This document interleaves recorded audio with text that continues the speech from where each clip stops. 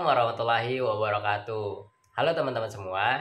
Nah, kali ini kita akan membahas mengenai kajian wacana masyarakat desa perkebunan. Ingin tahu lebih lanjut? Simak videonya hingga akhir. Apa sih yang dimaksud dengan desa perkebunan itu? Nah, desa perkebunan adalah suatu wilayah pedesaan di mana kegiatan utama penduduknya adalah bercocok tanam komoditas perkebunan dalam skala besar. Komoditas perkebunan yang biasanya dibudidayakan antara lain kelapa sawit, karet, teh, dan lainnya. Pengolahan bisa oleh masyarakat setempat atau oleh perusahaan perkebunan. Oleh karena itu, penting untuk mengkaji lebih dalam mengenai bagaimana perubahan struktur sosial masyarakat desa perkebunan dan bagaimana perkembangan penelitian mengenai tema ini.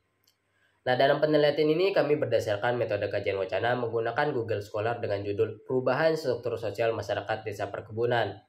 Ini bertujuan untuk memahami berbagai pandangan akademis yang telah dibahas sebelumnya terkait topik tersebut. Google Scholar merupakan alat yang efektif karena menyediakan akses ke jurnal, buku, tesis, dan makalah ilmiah dari berbagai bidang studi termasuk sosiologi, antropologi, dan ilmu politik yang relevan dengan perubahan struktur sosial.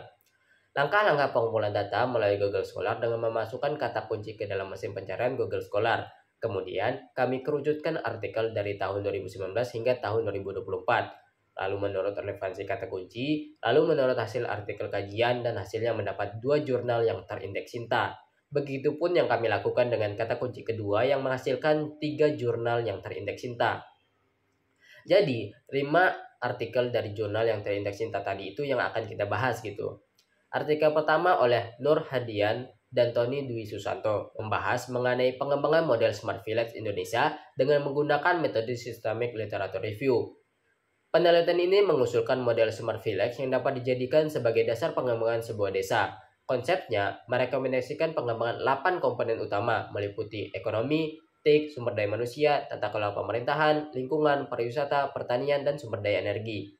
Artikel kedua oleh Widya Nada Utari, Nova Arlianti, dan Asnawi Abdullah membahas mengenai faktor-faktor yang mempengaruhi sindrom metabolik di wilayah pedesaan dengan menggunakan metode literature review.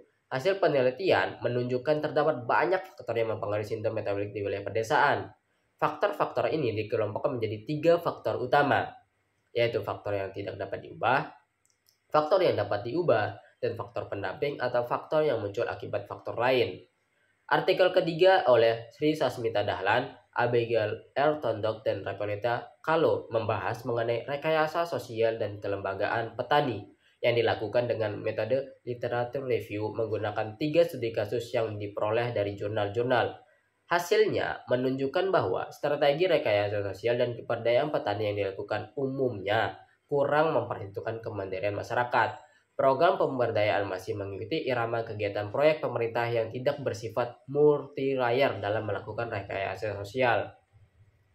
Artikel keempat oleh Jamaluddin, Melinda Nur, dan Rahmat Sahni, dan juga Novialdi membahas mengenai pengelolaan kawasan pertanian sebagai agrowisata dengan menggunakan metode Systemic Literature Review. Hasil penelitian ini menunjukkan bahwa pentingnya pengaturan kegiatan agrowisata baik untuk pertanian dan untuk masyarakat pedesaan untuk merevitalisasi masyarakat pedesaan melalui strategi pembangunan berkelanjutan.